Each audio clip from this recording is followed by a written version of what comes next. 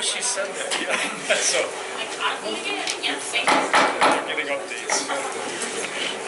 Good evening and welcome to the Fredonia Central School District Board of Education meeting for Tuesday, January 11th, 2022, a new year. If everyone would please join me for a pledge to the flag. I pledge allegiance to the flag of the United States of America and to the republic for which it stands, one nation, under God, indivisible, with liberty and justice for all.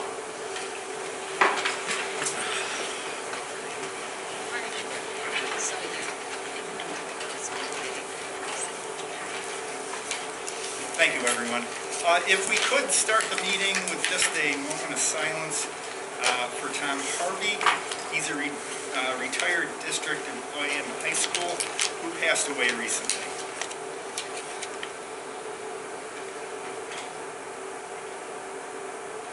Okay, thank you. So we have a proposed consent agenda. And the agenda includes items that we can pull out. So the adoption of the consent agenda upon a motion and a second, an affirmative vote by members present approves each and every item so designated. However, prior to the adoption of the consent agenda, any board member may remove any item from the consent agenda. This item will then come out for discussion as part of the regular agenda. The purpose of the consent agenda is to expedite routine matters so that the board has more time to deal with substantive matters. So if I could get a motion to bring the consent agenda to the floor. So moved. Ms. Hahn, thank you. And a second, Ms. Powell. Is there anything that anyone would like pulled out of the consent agenda? No, we're all good? Okay, so with that, all those in favor of approving the consent agenda signify by saying aye. Aye. All opposed? Great. So the board has reserved this time to hear comments from the audience. Those wishing to address the board are asked to stand, give their name and address, and limit their comments to 5 minutes or less per individual or group. Concerns and comments during this session should be directly related to items listed on the proposed agenda for this meeting. Audience members seeking a response should complete a board correspondence sheet and return it to our district clerk, Christine Slagle, up front here. Audience members are asked to adhere to social distancing regulations when addressing the Board of Education. Is there anyone who would like to address the board on any issue tonight? So all you guys aren't complaining about your homework or anything? They're not giving you too much? Too little? Nothing? Okay.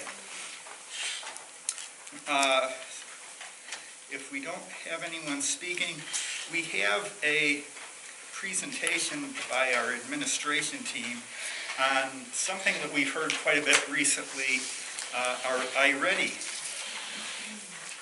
Sounds good. Yeah, welcome everybody. Good to see you. We wanted to take a couple minutes to share some information with everybody this evening. I appreciate Mr. Drollinger kind of taking the lead and helping us out tonight.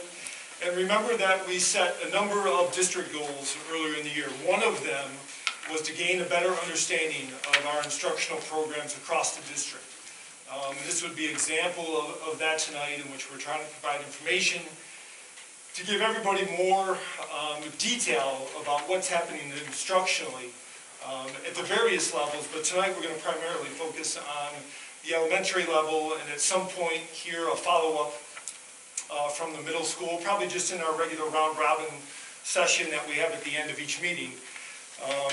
But this is something that's becoming more and more of a factor in our district. And just like any other industry or any other profession, things have developed over time. I started teaching in the late 80s into the early 90s. Yep, I'm that old. And, you know, not that we looked at it this way, but a lot of what we did back then is what we consider now take it or leave it teaching. I was a teacher who planned a lesson I didn't factor in so much the different skill sets of the kids that were in my class at that time. I delivered a lesson, and it was really up to the individual student to comprehend that lesson, understand that lesson, reach the goals I was hoping that they would reach, or not. And over time, we really started to understand the importance of understanding who is in our class as both learners and individuals and people. There became a big emphasis on building relationships with students, which we know is critically important, but also getting a sense of what are the skill sets that the students bring with them to our class. And oftentimes, we look at reading levels, and there's a range in all of our classes of the students' reading level. We might look at their ability to comprehend text. We might look at their overall literacy skills. We might also look at their writing abilities as a group. And the question became, so if I'm just one teacher, and I have 20 or maybe even 25 students in my class, how do I adjust and adapt my instruction to meet all these varying needs? And how do I really appeal to a variety of learners? How do I incorporate a variety of reading levels within my class? And how do I really cater to those strengths and weaknesses? And way back in the day, there weren't many tools to help us with this. So usually as individual teachers, we would try to find a way, and we would seek out our own diagnostic tools as individuals that we might use with our own classroom to provide us some information. Now, once we had some understanding of these strengths and weaknesses, the question was, where do we find the materials to reach all these students? And that was a monumental task for all teachers, and it was very difficult. Over time, school districts began to recognize this as a very critical part of instruction, and districts started to say, how do we do this as a school? How do we do this as a group of grade 10 teachers? How do we do this as a group of grade 4 teachers? And people in the educational field started to develop tools to do this more and more efficiently, instead of leaving the burden on individual teachers to figure this out on their own. And tonight, what Mr. Jollar is going to share with you is a tool that we have started to use in the district called iReady, that addresses many of these things that I'm raising as issues from the past that we now can do much more efficiently, much more easily, and really target instruction based on the strengths and weaknesses of the students that we have sitting in front of us. And that has really been a shift over the last 20 years in education that I think has produced solid results. And part of what Mr. Jollar is going to speak tonight, when we're doing things in the classroom, how do we know that they produce the results that we're looking for? How do we know students are growing? How do we know students are improving while they're spending time with us as teachers and with them as our students? So, having said all that, that kind of sets the stage for learning more about iReady. And Mr. Jollinger, I appreciate you sharing some information tonight. Sure. Well, thanks for having me here tonight and talking a little bit about iReady. And kind of how we got here was 3 years ago when I started, there were just a select few teachers using iReady. And I heard a lot about it, and I observed the teachers. And what I was surprised was that there were some extremely veteran teachers, and then there were some new teachers, and they both really liked this program. So then last year, we had the opportunity to pilot this on like a selective nature. So teachers who wanted to do it, we gave them the opportunity to do it. We had about 60 to 70% of our teachers pilot this program. So we ran the pilot for the whole year, and we ran through some of the diagnostics, and I'll show you that tonight. And then we made a decision as a building to say, okay, we like this program, we've seen growth in our students, it's made my job easier and I'm more effective. Let's give this a shot. So this year is our first year of full implementation where all students in the elementary building are going through this program. So tonight we kind of walk you through a little bit about iReady and what it is and how we can kind of continue to monitor our progress. So in short, iReady is an online reading program. There are components where the teachers can do things offline, or kids can work online. And one of the beauties of this program is it determines what each individual student needs. Because we know that, like Dr. Zilak was talking about, the days of just the sit and get the same cookie cutter lesson just doesn't cut it anymore. So this program, through its diagnostic tools, helps us figure out what are the specific needs of every single kid. And then what it does is it personalizes the learning. So each student is first run through the diagnostic, it determines the needs, and then it individualizes the lessons for each student. And then it monitors their progress as they go through the program.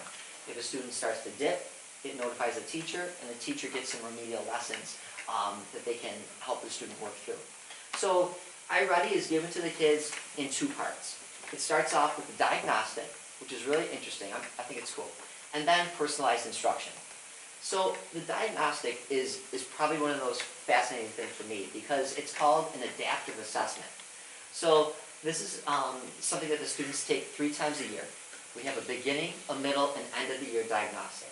We give the beginning of the year diagnostic probably like the last week of September.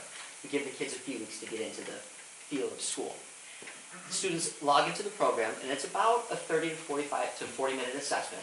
But what the word adaptive means here is it's unique for every individual student. So if the student starts breezing through some answers, the computer recognizes that and starts throwing them some higher level questions and making the test a little bit harder. When it gets a little bit too hard for the kid, it drops them back down. So then by the end of the test, every student has kind of taken a unique test, but the diagnostic tells the teacher then what specific skills that each student needs. And that's something that, in my days as a teacher, I mean, every kid got the same test, and it was hard for me to identify what they needed. So this program is useful for the teachers because it tells the kids, or it tells the teacher what they need. And the reading program that we have at the elementary school tells the teachers 5 different categories, or 6, that the student may need. And then, so there's phonological awareness, phonics, high frequency words, vocab, and then comprehension of both literature and informational text. So within each of these different domains, as iReady calls them, there are hundreds of lessons that the kids will engage in on the computer, or lessons that the teacher can print off and hold in a small group table to help build these different skills. So you take the diagnostic, it tells you which one of the domains your kids are excelling or there are gaps in, and then the computer program provides the lessons, which is kind of cool. So what you see right here is this is the beginning of the year diagnostic information for Brilliant Elementary. So it's actually, it's a pretty traditional bell curve. At the first week, or the 3rd week in September, the majority of our students were kind of falling in the middle of there, with a few on the upper end, which is a few grade levels above where they should be. And then in the red over there is a few grade levels below. And then the teacher has a lot of tools where they can drill down. We can look at each grade level and see, there's a lot of similarities in the grade levels. But what the teachers would like to know is, well, how this information is great, but what can I do with it? So what this graph shows is this is the whole elementary school. The program does allow us to drill down to classroom and then obviously each individual student. But for our purposes today, we're just going to look at the school as a whole. So here's are the 6 different domains that we talked about before. And if we take a look at it, we can see that phonological awareness, our kids are doing great. So our folks down in Wheelock are doing a great job preparing our students here at the elementary school, as this is the foundation of reading and moving forward. And as we kind of go up, we can see that maybe we have some work to do with comprehension of both literature and informational texts. So then what we do is we take this information, and then we go and we personalize the instruction. So what the computer program does is it makes these lessons based on the individual skills of the kids and needs. And it's presented at a pace that's individualized to each student. The computer can recognize the reading rate of a student, or even the reading stamina. If they get too tired and they kind of click through things too fast, leave a shorter passage. And it will kind of help them work through this personalized instruction. So in short, what it does is it gives enrichment for our kids who are at or grade above level, but it supports our kids who have some gaps. So oftentimes in education we spend a lot of our effort focusing on, man, we got all these deficits that we gotta fill, and sometimes we forget about our kids who need enrichment. Well, what's nice about this program is it gives those kids who come into our building already reading fluently the opportunity to excel inside of their classroom, where maybe the kid sitting next to them is just working on letter sounds. So it's kind of a really cool program for those kiddos as well. So on the teacher end of things, personalized instruction looks like this. They give them a little preview where we have a skill. So this is learning letters, A's and N's. The teacher can click the little green button and it'll preview the lesson for the kids. And it's linked to the next generation English language arts standards for New York State. And it kind of links to the specific domains as well. So I believe this is a kindergarten level lesson that maybe some of our first and even second graders are working through right now. So the teacher can see what the student's going to go through. And then on the student end of things, they have their headphones on and they're sitting in their classroom and they work through it. These are screenshots of the actual program, and it's, you know, it's at a level for kids. At the bottom there you'll see that they can kind of pause it if they need a little break. There's another little button where they can adjust the volume, they can go back to different sections. And this one is just matching the sound to a letter. So it would say something like, you know, click on the button that matches the sound of the letter. The kid would have to listen and then identify the letter. This is just like a flashcard program where it matches words to the first letter sound. And as they work their way through it, they earn little rewards that help motivate the kids to continue with these individualized lessons. But I think the beauty of it is it's not a program that we think of as replacing teachers. We got to think of it as a support for teachers, because the one tool that this program has is the ability to group students based on similarities. Because if we have a classroom with 20 kids, it's really hard to deliver 20 individual lessons. The computer can do that, but the computer will also group kids in up to 5 different groups based on similarities with needs. So if you have a group of kids who need to work on those beginning letter sounds, it'll tell you that, and it'll actually tell the teacher the individual letters that they need to work on, and it'll give them lessons. So they can say, okay, I need 15 kids working on the computers, and I'm going to pull you 5 to come with me. Click print, and it'll print out the lesson, worksheets, and then it'll even have books that the teachers can work through too, to help them. And it provides the resources that the teachers would need. So what you see right here is an example of the resources for a teacher. So on the far left is a worksheet, so the teacher would have to print that out the day ahead of time. In the middle is the lesson plan, so the teacher could read through that the day ahead of time and say, okay, this is what we're going to do. And on the far right of the screen is the book that the teacher can just click on, and they can kind of bring it up in the front of the room on a projector like this and walk the kids through if it's a read aloud activity. So it tells them what the kids need, and then it gives them the resources to address those needs. And then also, within iReady, there's a communication to families piece. After every diagnostic, the teacher prints off the student's report, and we send it home. So it kind of communicates with the families, hey, here's this number, it's a number out of 600, but let me tell you what this means. And then let's drill down and tell you what you can do at home to help your student out. And we send all those home with the kids, and it also shows the progress over time. This is an example one with not any names of our students, but this would be the first blue bar letter label A there would show the beginning of the year, diagnostic. The one to the immediate right of it would be the middle of the year. And the green zone would be where they're supposed to be for grade level. So you can see the student started below grade level, and then at the middle of the year is on grade level. And if they continue at the same pace, we could expect them to be towards the end of grade level. And then the box labeled letter E there shows those different domains and which grade level that those students are at in this particular case. So in our building, how did we roll this out? Well, we met with the company, and they recommend that students work on the computers for a minimum of 40 to a maximum of 60 minutes per week. And they call them quality minutes. So it's not just like, okay, let's set the timer for 10 minutes, now let's log in for 5, and oh, by the time you read the first sentence, you're off of it. It doesn't start timing the kids until they're actually engaging with the lessons itself. And if there is the reward piece where the kids can earn their coins and play their game, that doesn't count as like a quality minute. So it's a minimum of 40 minutes per week. Each student goes through 3 diagnostic assessments per year, and then 2 smaller assessments called growth measures in between those 3 points. And we provided training to the teachers through BOCES. So we partnered with our friends at BOCES, and they came here, we pulled all of our teachers during their team time, and we've kind of walked them through this program, and show them how to implement it with their students and stuff like that. But with any program, it's important to see what is the impact on students? Is this program even worth having in the district, and should we continue it? So with any program, the first thing is it's got to be research-based. So obviously the iReady folks have done their research, they've done their research studies. That's kind of the job of the principal, to review that stuff and say, okay, we've piloted this program as a building, we like it, let's move forward. But the next step is you got to implement it with fidelity. So we have to make sure that each teacher is doing the program the way that it needs to be done. So each week in my weekly emails to the teachers, I kind of email a graph showing, as a building, did we hit our minutes, did we not hit our minutes, and it's kind of like a little incentive, way to incentivize it, to make sure we're getting those minutes and doing the lessons as we need. And then, once we're sure that we're carrying this program out with fidelity, we can look at what the growth monitoring assessments and diagnostic assessments are telling us. Are our students making growth with their, within their domains, or are they kind of leveling out in the program that might not be working the way that we see? So in a very short 10 minutes, that's iReady at the elementary school. We have it right now for reading.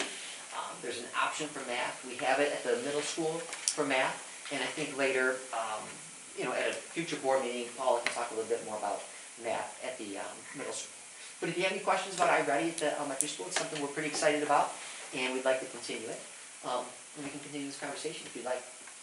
Yep, and just a couple of things I just want to reiterate and make clear. This isn't about students in our school spending a great deal of time on the computer while they're here in the building. Again, we're in school for about 7 hours a day. As Mr. Jollinger said, we're talking about 40 to 60 minutes a week that a student is spending quality minutes in iReady. The other thing I want to make sure we highlight is that this is really a resource that supports the work of teachers. It gives them the resources that they need to really target instruction, to really individualize. And like I mentioned and Mr. Jollinger alluded to, this is a huge difference from where we've been in the past, when this was up to individual teachers, and you spent most of the time trying to find resources. This is pre-internet. And that would take up all your time before you even thought about the actual lesson planning or what you would actually do with the students. The last thing is there's been a lot of research done over time about value added.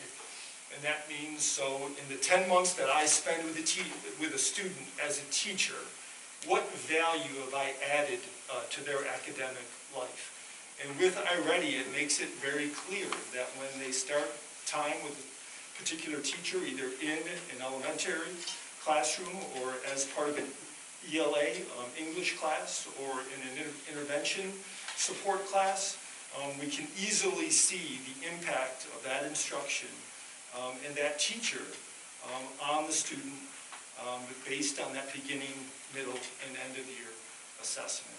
So it's something that ultimately, in my mind, is very motivating for the adults that they can see that growth. It also, as Mr. Jollinger said, we send those reports home and the parents can see the growth and feel good about what their son or daughter has done over the period of time here in our building. So that's a little bit about iReady. Questions from anybody here tonight, actually? Yeah, Mr. Jollinger, so it's sequential. A third grader would be doing it in fourth grade, then fifth grade, and Yeah, so what's nice about it is, since we have this now and we plan to continue it, we can actually look back, 2-3 years to see the progress that the student has made, and things like that. But what's also nice about it is, just because I'm a second grader sitting in a second grade class, it does give those kids who are reading above grade level the opportunity to work at a third, fourth grade level. Or on the other end, if it's a second grader who just hasn't mastered even some of those kindergarten skills, they can work at that level as well. But on the parent reports and then the teacher reports as well, it's all delivered in where they are compared to their current grade level. So we have grade level, are you at or above, or are you at grade level or below? And it kind of shows them where they are and what standards they're working on. So yeah, it works in the sequence of grades, matched with the New York State Next Generation ELA standards. And how did it come to be? Did a teacher go to a workshop and bring it to the school? Or So how did it predates my time here, but it was just one teacher in particular in the first grade was like, oh, this is so good. If we could ever have this for the whole building, it would be amazing. You know, and one thing came to the next. We had the opportunity to pilot it last year, and teachers really overwhelmingly liked this program. So then now it's every student, grades of 1 through 4, every teacher. So pretty excited about it, and like Dr. Ziliak says, the amount of resources that it has is, I know I spent a lot of time as a teacher kind of just hunting the internet, looking for the best resource, and you spend a lot of time doing that, but what's nice about this program is, hey, I've got this group right here, these are the skills they need. Instead of sending me off into the whole internet trying to find resources, it has those pre-made lessons, books, you know, worksheet pages that I can just print. So it really, I think, is a time saver for a lot of folks too, which is nice. Yeah. It's really exciting. I think it's really impressive the support it's providing. What is the cost? Is it for the building, per student? Like, you know, what's the investment that we're making in the program? It's a significant investment. I don't have the numbers on the top of my head. I always go right to this guy. So I honestly can't. I don't know. I think it might be by student. Do you know? I want to say it's like 30,000. Yes. So we can have as many students on for that price, or like? But So you have to, if you add different parts to it, it would cost you more, but we do get that through BOCES, so there is some ability there. Oh, great. And so we have, when we purchased it, you can buy different levels of it and things like that. We have the best you can get for the reading level. So we had the option to get it without the teacher toolkit, which has those lessons for the in-person piece of it. But we kind of valued the idea of making it not only an online program, but we wanted to support the teachers with those materials. So we did add on that add-on. So we got the full Cadillac of the program for the reading part. That's great. Second question, in Yep. terms of the teachers kind of assessing and tracking, because it does sound like, you know, providing those resources. Did we do any, like, how much time do you spend, you know, creating these resources or doing these lessons planned pre-I-ready, and, you know, be able to track to say that we're saving time, and teachers can now invest that into other activities? Is there a way, you know, to help to measure that and solicit the feedback from the teachers as we continue to implement? Yeah, so to date, all I have is just informal feedback about, you know, this has been helpful and things like that. So we haven't measured the amount of, you know, time on task, you know, prepping and things like that. So we haven't done that, but that's always, you know, this is why we present those things, we get ideas and feedback, but no, not at this point, we haven't. I think it'd just be Yeah. Oh, yeah, no, no. interesting and even reinforce to the Yeah. teachers some of the value as Oh, well. absolutely. And the one thing we've done to help teachers is we have offered like ongoing support through the BOCES partnership we have. So new programs like this, it's a lot for a teacher, you know.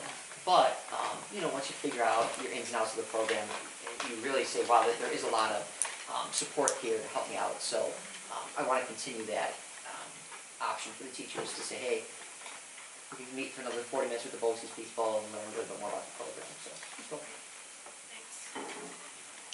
I just had a quick question I wanted to ask. I think it sounds fantastic, especially because you can measure it, and it'll be really interesting to see where we go this year. But, so this is not a curriculum, this is in addition to what the teacher's doing already? Correct. So then are you finding the weekly that they are finding time for the kids to get those minutes? Yeah, so every week I can log in as the district admin, and we can see by grade level, even down to the individual classroom, how many minutes each student is getting. I think almost every week we've hit our goal, so there is the time of the day to get these 40 minutes per week for the kids. And I think that's what was nice about offering it as a pilot program at first. I mean, if it wasn't, you know, well received, if we weren't actually being able to carry it out with fidelity, it's likely we wouldn't have moved forward. But because we hit it last year, we said, hey, this is good, we really like it. The 30% of the teachers who didn't try out the pilot, I think they bought into it. They heard the momentum, kind of the snowball effect, and they caught onto it this year. And so we are finding time, and and we'll continue to monitor that. Each week I send out the weekly report. That's great, thank you. Is an assessment, a computerized assessment, are teachers finding that, hey, this doesn't sound right with this student, and is there a way to override that? Yes, oh yeah, absolutely. So Okay. that's one of the things it's common. I mean, it's common with a paper test too. Some kids have Sure. good days, some kids have bad days. So Yeah. to put everything into the diagnostic on one day, teachers do get to review it, and if the computer red flags things in the first place, they will tell the teacher, oh, this kid just clicked through it. It should have taken 30 minutes, it took this kid 7. Let's give him or her another chance. So yes, and Okay. if they override it, and they can do it again. Some things that are common are our students with IEPs or 504 plans, they take it in an alternate location, like a quiet setting. And we make sure we really want these kids to give it their best shot. And we also, in addition to the 3 big diagnostics, we have these things called growth measures. At any time, the teacher can say, hey, I want to do a double check where you are and where you should be. They can administer a growth measure, and it's like a 10-minute assessment that the kid takes, and it's like a mini diagnostic. It's Okay. kind of like a fail-safe in a way. Just, one more question. Yeah. Reading and mathematics are big stumbling blocks. So you mentioned mathematics, I didn't quite catch what you said. Yeah, so the iReady company has 2 big houses. There's iReady Reading and iReady Math. We, at the elementary school, last year piloted just the reading, and we fully implemented just the reading program this year. I'm hearing feedback, just informing that the teachers like it. They would like to consider moving forward with the math support as well, because that's how they view it. They view it as a support for them. They say, Mark, this really helps me out. But at this point, we didn't budget for it this year. It's certainly a conversation that we will have at our curriculum council, in partnership with Dr. Wright. It's something that's on the table for next year. And we can learn from our friends at the middle school who have iReady Math, and they're doing it already. So it's definitely a conversation. Right. Thank you. Okay. Thanks, guys. Thank you, Mr. Dollinger. Appreciate that. Great presentation. So we have minutes from our last meeting. Can I have a motion to bring that to the floor, please? Ms. Billow. And a second? Second. Ms. Pellet-Forna. Any questions, corrections, amplifications? All those in favor signify by saying aye. Aye. All opposed? Thank you. Next, we have our financial treasurer's report and the budget status report for November 2021. So the budget status report you get every month, and we talked about this along the way, but I'll just reiterate. What I'll do from like July through November would be to do like once a month, I'll run the report, kind of run some comparative data and track the expenses that way. Once we get into now, I'll be running, every time we do an accounts payable warrant, we'll run another one. So pretty much that's a weekly situation, and then I can start to track current year expense versus current year budget, and then on my budget program, my budget document, I have 4 other years with it. So you can get a pretty good pattern of what's happening. So just picking a couple out. For example, the utilities, we talk about that all the time. Right now, our electric is running about $10,000 higher than it did last year, about $7,000 higher than the year before, but comparatively, natural gas is running about $5,000 behind in both of those years. So that allows me to kind of decide where I'm going to set the original footprint number, and then work off of it as we get more data. Also taking a look at substitute teacher salaries. Because of the way that school started up last year, in comparison, our substitute teacher salaries was relatively low in comparison to the years before. And we're seeing that trend now where we're up about 23,000 this year compared to last year. But if you jump over COVID and go back, it's about where we'd be at that point in time. So those are the kinds of things that I'm looking at as I'm looking through the budget status report, particularly as we get going now to put the budget together for next year. questions on that? No. Thank you. Any questions? Okay. And the revenue status report for November? Yep, revenue status report is pointing out a couple things here. We did get $103,000 in BOCES surplus aid, which is them taking a final look at prior year's expenses and seeing what we were billed versus what we used. That's been about where we've been landing the last couple of years.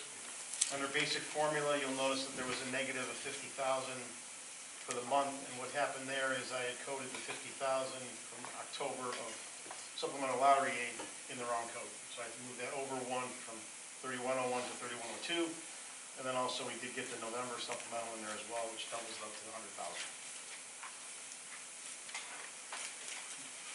Any questions on the revenue status?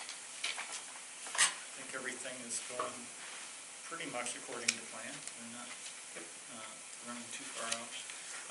The treasurer's report for November, if I could have a motion to bring that to the floor, please. So moved. Ms. Hahn, and a second. Second? Mr. Marshall. Okay. Mr. Forbes, No comment on that, everything's where it should be. everything balances. Yep. Okay. Any questions from anyone? No? Okay. All those in favor of approving the treasurer's report for November signify by saying aye. Aye. All opposed? That's passed. Next, we have the approval of mileage reimbursement rate to .584. Actually, that's not correct. That should be $0.584. So it's 58.4 cents. Cents per mile, correct? Correct, but it should not be .58. $0.58, but it's 58.4 cents. Okay. I see what you're saying. Sorry. So if we could, what I will do is, okay, correct, but Just the week cents or something. anyway, okay, so what I need is a motion to bring to the floor, and what we're going to do is, I'm going to ask for a motion, not as it is written, but if we can just cross off the cents. So it is .584, and with a dollar sign there, per mile. Okay? I think that the last thing we want to do is bring it back for a correction. So if I could have a motion to bring that corrected motion to the floor. So moved. Mr. Johnston, and a second. Mr. Hawk. Any questions on that? And that is the 1/10 of a cent below the state level. Any questions on that? We're all good? All those in favor signify by saying aye. Aye. All opposed? Thank you. Next, we have transportation bids with Transfo Bus Services for that $595 a day. So that's one trip there in the morning and then one trip there in the afternoon to pick the student up. Could I have a motion to bring that to the floor, please? Okay, Ms. Goa and Ms. Powell-Fortness seconding that. Any questions on that? And this is one that we have seen, but it's an extension. The last one was up to December 10th, and this one is, correct me if I'm wrong, from December 10th to June 24th. Correct. I think we're good? Yep. And Ms. Hahn? Mr. Aldrich, is it true that 75% of that is covered by the state and 25% by our school district, or how does that break down? 75.8%. That makes the work easier to stomach. Last I checked, I was still paying state taxes, so. Just saying. Okay, any other questions? All those in favor signify by saying aye. Aye. All opposed? Thank you. Next, we have an approval for the award of bid for sale of a district vehicle. Can I have a motion to bring that to the floor, please? So moved. Mr. Marshall, and a second. Second. Ms. Hahn. Any questions on that? I did have a question for you. Just that amount, the 1,079, seems to be quite a bit below what I would say fair market value of that is. Can you speak to why that might be? Well, what we typically do when we sell any equipment is, if it's a truck, we would go to the local dealers, ask them to look in the blue book. We would look on our own blue book. And we did that for this vehicle, and they were telling us we'd be lucky to get $750 based upon the condition and the things that need to be fixed on it. Gotcha. So we did a minimum bid of $750, and fortunately got a bid that was higher than that. Awesome, thank you.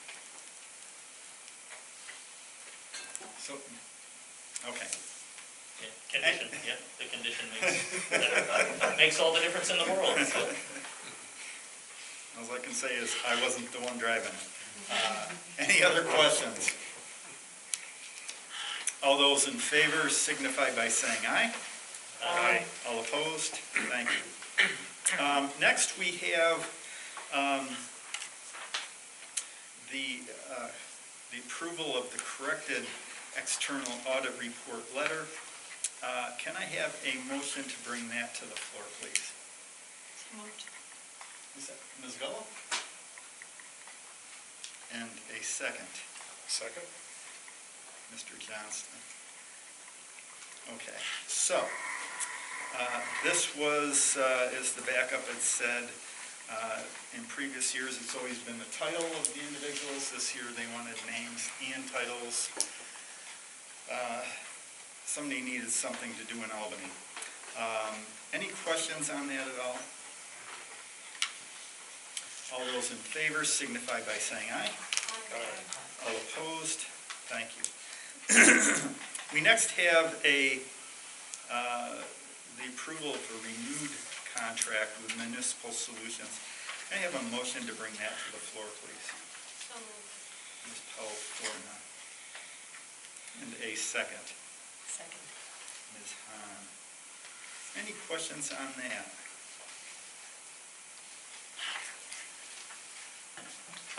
And the one thing that I would say on this, or I would ask, that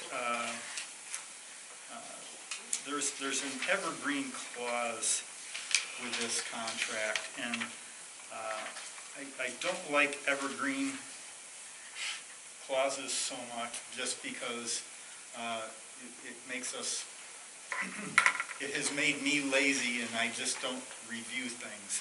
So I'm hoping that we can review this on an annual basis or every 2 years or something, just to make sure that there's not a competitive business that could do what they're doing better or cheaper. So, Sounds like a plan. okay. Any other questions? All those in favor signify by saying aye. Aye. All opposed? Next, we have the approval of revised rate of pay per diem for per diem substitutes and other employees retroactive to December 31st through the remainder of the school year. Can I have a motion to bring that forward, please? So moved. Ms. Gullo, and a second. Second. Ms. Powell-Forna. Any questions on that?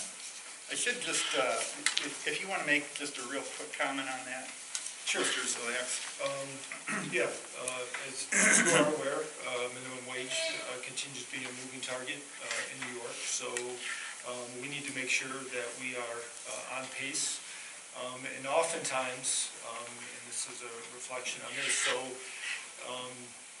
whatever wages are at the bottom of that scale, when they're increased, it has a trickle-down effect to the other ones. So everything is bumped up slightly within that scale. So this is just a response to the minimum wage and make sure that we're in compliance, and also that we continue to have a gap between minimum wage and other employees that were above minimum wage.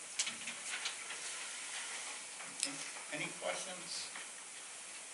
All those in favor signify by saying aye. Aye. All opposed? Thank you. And if you would, please thank Ms. Wingenheimer for putting that all together. I'm sure that took a while to get taken care of. Next, if I could get a motion to approve a letter of resignation from Holly Field, teacher aide. So moved. Ms. Brown, and a second. Second. Ms. Paul. Anything you would like to say, Mr. Zilak? Just in general, absolutely, everyone here on the list tonight who is resigning in terms of retirement, longtime employees, a lot of history with the district, certainly have done a lot for our students, and absolutely sorry to see them move on to the next phase of their life. At the same time, we have a chance to celebrate those individuals and recognize them and appreciate them for all that they have done. And there's also opportunity. In the district, you have new people come in, carry on the good work that's been done, and carry on the tradition of excellence in teaching that everybody here has established in Fredonia. I don't know if any of our admin team wants to chime in for those people in their building. Sure. Audrey Lancaster and I started teaching together. We were hired the same year. She's been a fantastic colleague, great friend. She's definitely going to be missed. Kim Powell was also around the same time, just a couple years afterwards. She was a high school teacher for many years and has been in the middle school recently, but also just an asset and great teacher for the district. Mr. Pauly, who has not been a high school teacher, but I know that Mrs. Troutman wanted to just comment on his contributions to the technology department and his long time teaching career at our school has just been very helpful.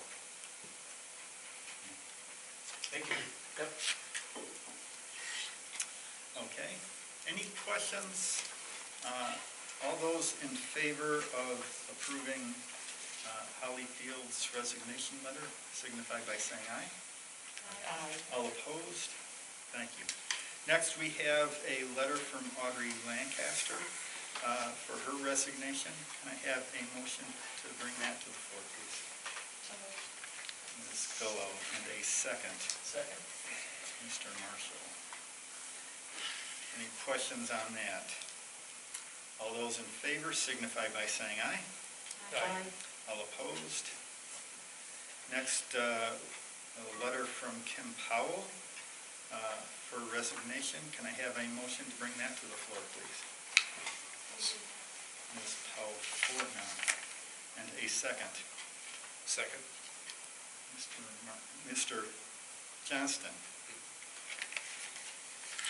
I just wanted to share that one of the things Ms. Powell does with her class is career exploration in 8th grade into job searches, into interviewing and resume building. And one of the things she does is send out notification to anyone in the district to participate in the mock interviews with the 8th grade students. And I did this earlier in the year and just this past week. And the students come in dressed, prepared, resume in hand, definitely have put a lot of thought into their responses to your standard interview questions for the most part. They are poised and confident, and she does a fantastic job. And it's really reminded me a lot of my middle school years as a teacher. and the energy and fun that's part of those experiences, but also that the students do a very nice job, which is a reflection of her doing a great job. So I just wanted to offer that up as a nice experience for me, and I think a great opportunity for the 8th graders to have some time to think about careers and how do you eventually get a job in this world. And they're negotiating all that. Yeah. Thank you. So, did we vote on that? We did not vote on that one. All those in favor, you messed me up there. Sorry. All those in favor signify by saying aye. Aye. All opposed. Next, the letter from Michael Pauley, his resignation letter. Can I have a motion for that, please? So moved. Ms. Powell-Fortnot, and a second. Second. Ms. Gallo. All those in favor signify by saying aye. Aye. All opposed. That is passed, and I will just make the comment, before they retire, they should be reminded that we would gladly accept them as substitute teachers. We'll work on that. Or bus driver. Bus driver. Yeah, thank you. Okay, so that takes us to our final page in superintendent's report. Mr. Ziliak. Yeah, I just wanted to, again, remind everybody of our weekly communications that come out from the district office, and it's really on behalf of the entire district. And we continue to share these each week. We've gotten back to, you see Lee, who did a video message for us this week, did a great job. We've tried to get back to some students recording the video message. We absolutely, want to thank a number of things happening across our district. This week it happened to be our Learn and Serve Club. Also all the families who have been patient with all the changing COVID protocols, which we'll talk about in a little bit. Also, and we'll see below, there's an article regarding Mr. Kalkemeyer as we recognize and celebrate any of the security staff attached to school districts this week. And also, you'll see below, we have a number of high school students of the month, and we appreciate their hard work and attention to their academics in all this. But one of the things I wanted to share is we continue to receive ongoing, changing, adapting guidance from New York State Department of Health, as well as Chautauqua County Department of Health, regarding a number of COVID protocols. Probably the biggest shift recently has been this change from the possibility, and it's not automatic, and that's one of the things we've been trying to stress, the possibility of a shift of isolation or quarantine from 10 days to 5 days.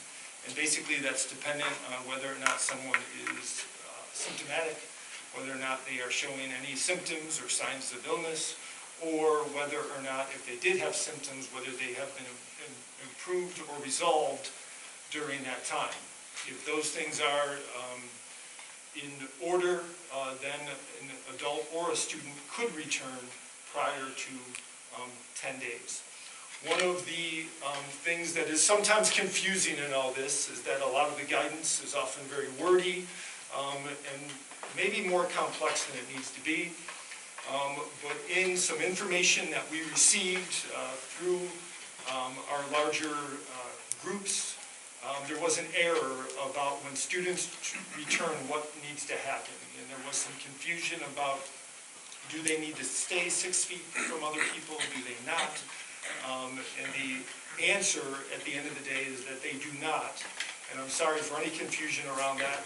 That is my error, and I apologize for that. And I think we've settled that with this notification, also notification to our faculty and staff. And today seemed to be a much more calm day as a result of not having to try to implement that additional layer.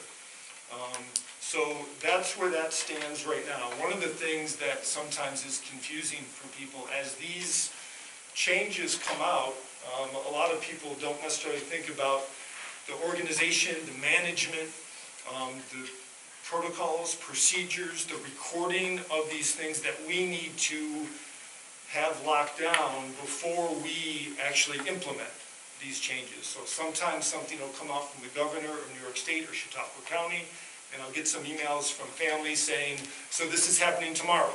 And it might be 1 o'clock, 2 o'clock. And I say, not so fast. We're still adjusting and adapting and figuring out how we're going to manage these situations. And there are a couple pieces of guidance that came out yesterday, January 10, that we're continuing to work on. There'll be some more information, most likely coming near the end of the day tomorrow. These are not as dramatic shifts as the 10 to 5 day. But again, we need to make sure we can manage these things, and we have systems in place to make sure that we're doing things correctly and that people are following through on their end. So again, we appreciate the patience and the cooperation with everybody being flexible as we move forward. A little further down in our SMORE, it does talk about testing information, and I know this can be an ongoing struggle, but there are a few different places people can get free COVID tests, and there's some information there about that. Basically, one location in Jamestown and one also at Dunkirk at the JCC North Campus.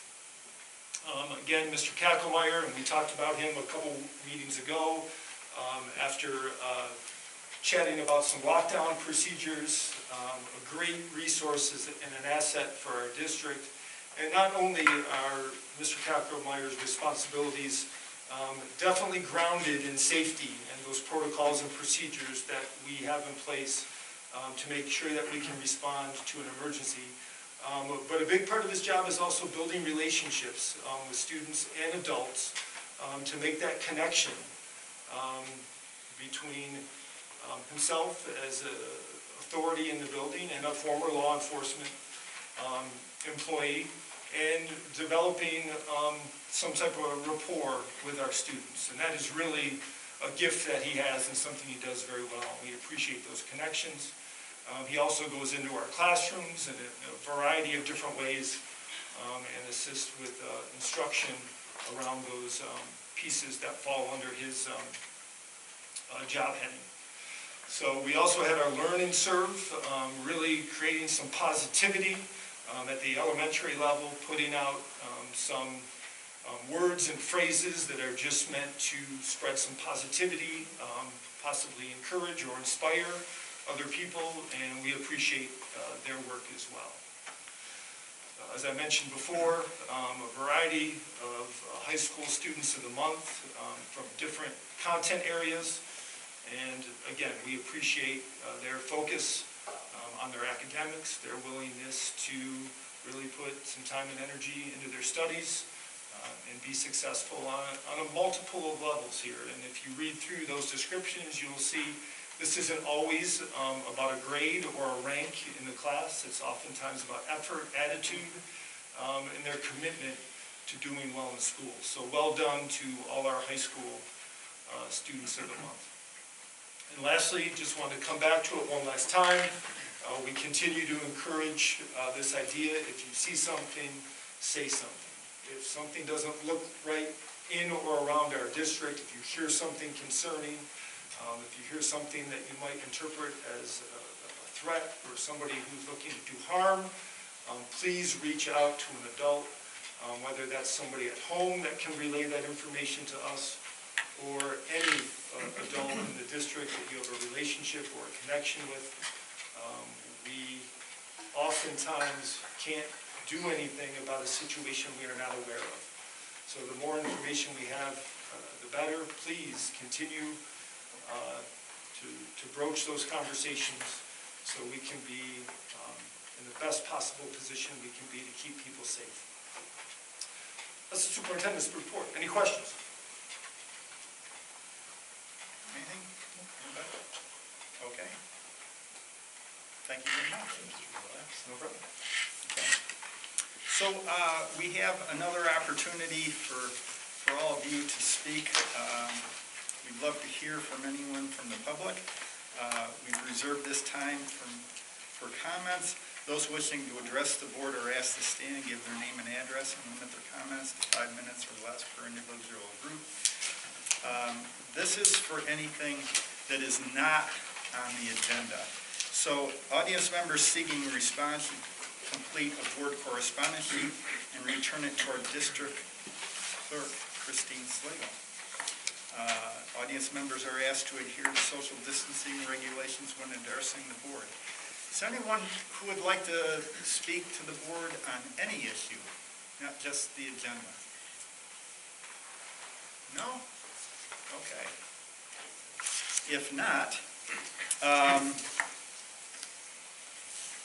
the next regular Board of Education meeting will be January 25th, and we hope to see you all back then, right at 6 o'clock, right here in the library.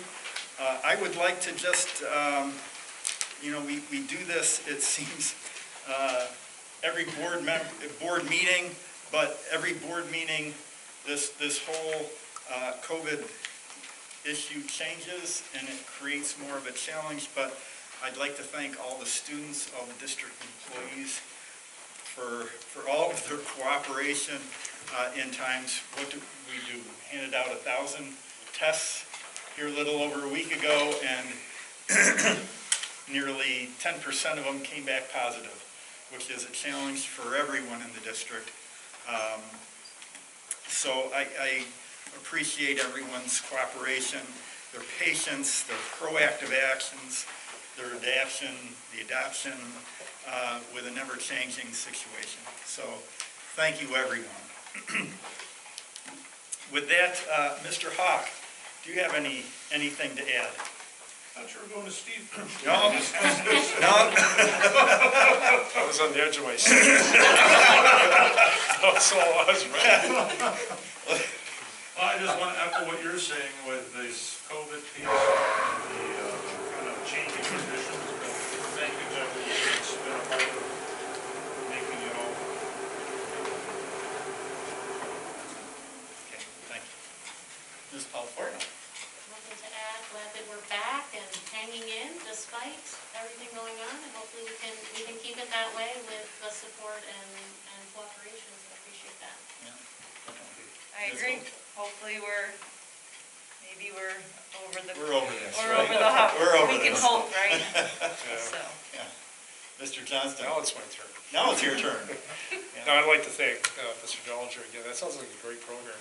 And I'm looking forward to a follow-up presentation on the gains made. So, Yeah, thank you. we implement the middle of the year assessment next week. So the kids all run through that assessment next week, so it's fun to look at that data too, so it's coming up. Yeah, thank you. Mr. Marshall? The same when it comes to iReady. I'm eager to learn more. I love the tech, and if it's a useful tool for our educators, I'm excited to learn more about it. Yeah, definitely. Ms. Hahn? Yes, thank you to Mr. Drollinger for an excellent and very clear presentation. Thank you to the students who have attended tonight. It's nice to see you. And thank you to the administration, superintendent, Mr. Forbes and his wife, Mr. Paschke, for handing out those 1,000 tests. I think you had to miss most of the Bills game to do so. So we appreciate that. A shout out to Lee Waller for a wonderful presentation of the announcements. To Mr. Kackelmeyer in honor of his service.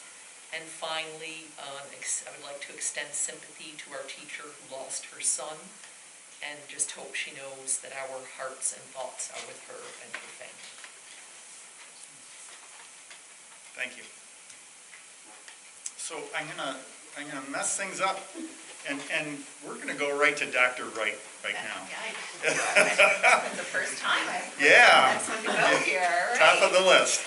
I'm gonna put a big people table now, you know? So it's been, starting out 2022, we have a number of the title grants. It's one of the things that we're working through. And in addition to the ones that we typically have, we have all the different relief funding ones and different nuances, and they're kicked back for different reasons and things like that. And so it's that push-pull, a plan, get excited, wait, get it kicked back. And like, for example, the last one, I had to add 4 words to a sentence. So you're just like, oh my goodness, so we're trying to do all of that and balance all of that. So I thank everybody on our team, because it is a collective effort. We all, we talk about it together, and Mr. Forbes and I sit there and we go through it. So we've developed quite a working team. Those FS10s are interesting, as is my lack of any kind of accounting skills. I'm like, I don't know. So, but it's good. We're making progress. We're getting closer and closer. The last review of one of our big ones, the ARP one, just said, looks good, get this signed. So that's very encouraging to be able to move forward with some of the things that we want to do. I want to do a shout out to Mrs. Johnston, actually. She organized quite the student staff badminton tournament right before the break, and it was an absolute hoot for everybody involved, and it was a lot of effort and on her part, and to make this really great opportunity year after year after year for everybody, and to extend the invitation. It was a lot of fun. I had shin splints, but it was a lot of fun. Today was interesting. So that was, I want to thank that. And then all of our administrators worked so hard to make sure that the time before the break was just a festive time in all of the buildings, that everybody could leave, 2021 on a high note and enjoy their time together. So I just applaud that kid first feeling that happens, that chance to say, we're, like you were saying, we're here, we're hopefully going to be over this hump, we have this time, and there's so much to celebrate. Even if we're doing it in masks, we have so much to celebrate. So just a round of applause to everybody creating that culture in their buildings and just really fostering it. So, yeah. Great. I'm going to look at next time if you're going to call on. Mr. Paskey. Just wanted to say thank you for giving a moment of silence for Tom Harvey. Tom was a mentor for me. He was the guy that I student taught with in the high school. I learned a lot from him as a teacher, and just appreciated everything that he did for our school and our kids, and he'll be missed. The high school is looking at doing some interesting stuff. We've been working with Dr. Wright. And this is tentative at this point, nothing solid, but we're looking at being able to address some of the mental health needs of all of our kids. And what we've been looking at is trying to get together a program, possibly over 2 days, where we would have some people come in and work with our kids, not just like, hey, here's a bunch of cool music and some lights and some neat things to talk about, but actually give them some strategies that they can use to address some of their mental health needs, coping mechanisms, and so they have quite a menu of different things that we can address, like 37 or 39 or something like that. It's just quite a number. So we've already Zoomed with this group, and we started talking about some ideas and getting them to come in.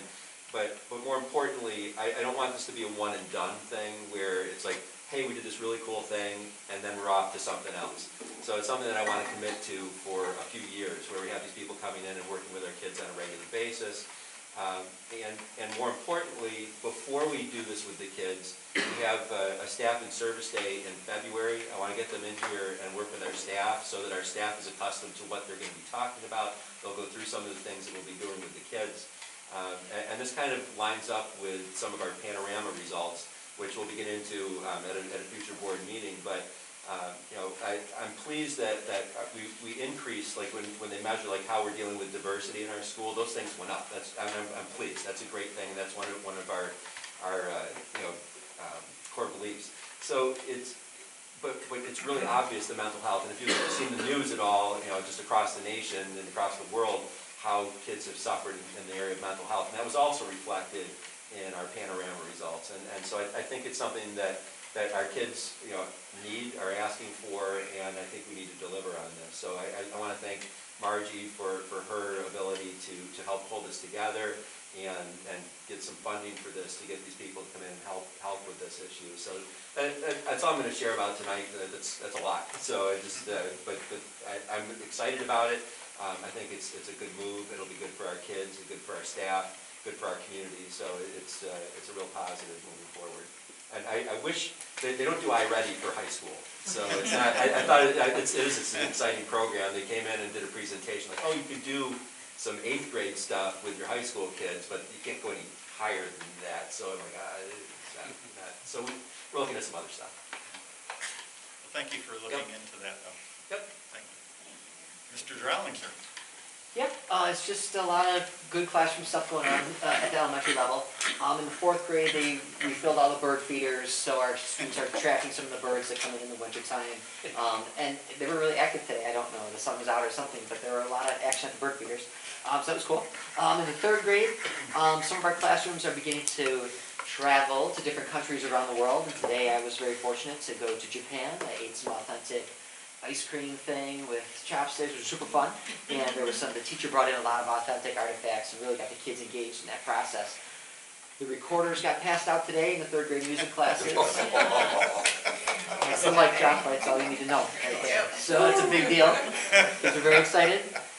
In the second grade, there was a lot of New Year's resolutions writing this week. And then in the first grade, this is a time of year when we see a lot of growth with our readers. They send kids down to the office who maybe have never read, a full sentence before or a full book. They come in the office and they quick rattle off some reading, and it's very exciting for the kids and me at the same time. And then our teachers, they're enjoying all their new computers. By now, every teacher has their new worktop station that the district purchased, and they're excited to have that new computing technology. That's about it. So when you mentioned recorders, the 7 guys in the front 2 rows here were about to jump you so that they could get one. I could tell by their eyes they wanted one under recorder again. Right? Yeah? Okay. Ms. Piper, what's going on in Wheelock? Oh, Wheelock's a great place. Yes, it is. So the day before Christmas vacation or winter break, as Margie mentioned, our PTA donated hot chocolate and popcorn, and we celebrated a day of reading. The kids all wore their PJs, and we spent the day, they brought in their favorite books. I did a couple read-alouds on Zoom with the kids, and we just celebrated the day reading. We each got popcorn and hot chocolate, and it just was a great day, and a great way for them for the teachers to share their love of reading, but for the children to also celebrate their favorite books and authors, and that was a great day. Great. I do want to put a shout out to the staff at Wheelock. Every day, as we've mentioned several times in this meeting, we were very short on staffing. And they rally every single day. Every single day we say, all right, who can cover this, who can cover that? And there's not a day that goes by that things aren't covered. People are stepping in, I don't need to take so long of a lunch, I don't need to have a prep, I can cover this. It's remarkable how everybody rallies every single day. So I just have to put a shout out to the Wheelock staff because it's a challenge and they're not making it a challenge. It's actually kind of like fun every morning, all right, well, how are we going to do this and who's not here and how are we going to cover it? So I just want to say that about staff, they're pretty remarkable. Thank you. I don't know all of the details of those things. I can only imagine how much of that goes on in the entire district. I'm sorry to tell you, it's not just Wheelock, okay? But we really appreciate everyone's efforts from top to bottom in every respect. So, I appreciate you detailing that though, so that we do understand. Thank you. Mr. Forbes. Well, I'm sure you've heard various issues with busing along the way, and that continues to be a challenge for us on a daily basis. Thank you to the administrators for kind of hanging in there. We have a number of buses that are sizably late the last few days due to quarantine or driver shortages or weather. So First Student continues to do the best that they can do with that. We also have had a little bit of supply for certain food items at the cafeteria, so there's had to be some flexibility there. Kitty and her crew is doing a great job moving that forward. And then finally, Dr. Zielax and I participated in a Zoom on Friday, which is the annual BOCES meeting of superintendents and business officials, which means I get the nice big thick packet and start to put the BOCES budget together, which is always the first part of that process for me. So numerically, it's an exciting time for me. I'm glad you find that enlightening. Yeah, great. After the Zoom, I was like, where's the packet? I don't have the packet. I did notice that we had pizza on a day other than Friday, though. Yeah, I'm sure that messed everybody up because that's been a tradition for the whole time I've worked here to be pizza on Friday. But did anybody come to school the next day thinking that, it's Pizza Friday? Okay. Ms. Slagle. I'm good. You're good. Okay. I got a couple additional updates. So you might have noticed Mrs. Farrell could not be here tonight, but she wanted to share that In the special ed department right now, they are turning their energy to planning for next year in terms of services and supports, along with the continuum for all students and to meet all students' needs. There are deficits and gaps that need to be filled, and we are seeing and examining what we have in terms of programming in-house and what we might need to do moving forward. They are also looking at revamping the annual review calendar with an eye towards being more efficient next school year by redistributing meetings in terms of their timeliness and also having annual reviews further into the spring. That is a work in progress, but that is a conversation that's being had at this time. They will also be preparing for a new season of unified sports in the second half of the year, and we all absolutely look forward to that. You might have noticed Ms. Troutman could also not be here tonight, but she wanted to share that on Friday, January 14th, and also remind everybody that there is still the plan to administer 3 through 8 assessments in ELA and math at this time. So our fifth graders moving up are doing a computer-based simulation of those exams coming up on Friday, just to give them a little flavor of what that's like and be able to try out the technology using their Chromebooks. There's a couple clubs they're looking to develop at the middle school. More information on this as well. Guitar club, debate club, which both seem to have some interest amongst the students at this time. There is also going to be a book club or book group amongst the middle school staff. They are going to be reading, here's the title, Atlas of the Heart, Mapping Meaningful Connections in the Language of Human Experience. And they are excited about the book. This was selected by input from the faculty, and that'll be happening soon as well. They are also working on incentives for students who continue to do well and access iReady, and again, we'll hear more about that at some point down the road from the middle school. But they are trying to celebrate quality work, goal setting, and achievement, and they look forward to sharing more about that in the future. Lastly, 8th grade high school planning night is Wednesday, January 19th in the auditorium at 6 p.m. Both the middle school and the high school counseling team have worked hard to develop a program to help transition students from grade 8 to grade 9 and the high school. So thanks to both Mrs. Farrow and Mrs. Troutman for that information. Great. Great. Glad to hear they're starting early on the 8th grade to 9th grade transition. Starting the scheduling process and thinking about what that'll look like. So yeah, it's a good time. Great. Okay, so being no further business, if I could have a motion to adjourn. So moved. Ms. Billo, and a second. Ms. Powell-Fortnell. All those in favor signify by saying aye. Aye. All opposed? We are adjourned at 7:19. Guys, if you need stuff signed, any of the adults here can sign that aren't running out of the building crazy.